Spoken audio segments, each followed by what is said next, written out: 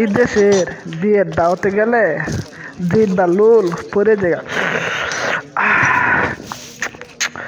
তারপরে অনেক মজা লাগে জানেন, পুরা উডের গুস্ত আস্তা দিয়ে ফলে পুরা পুরা গুস্ত, আবার রান্দা না, যে রান্দা কালা কালা বোনা দিয়া না, পুরা এক থালার মধ্যে এক ডিশের মধ্যে মশলা দিলে গুস্ত খাইতে সেই স্বাদ লাগে।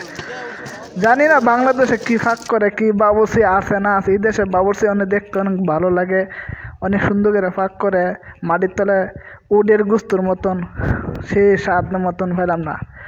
আর উডের গুস্ত মানুষের খাইলে শরীর দুর্বল বানাইলা। এই দেখেন তো এই লোকটা পুরা মুরগি দিয়া 10টা পরোটা মাইরা বয়েতে, ঠিক আছে? এ দেন পুরা মুরগিটা আর এসে না 10টা পরোটা কীভাবে খাইবো আপনারা ফলো করবেন। আর ভিডিওটা যদি একটু ভালো লাগে তাই অবশ্যই লাইক শেয়ার কমেন্ট করে জানিয়ে দিবেন।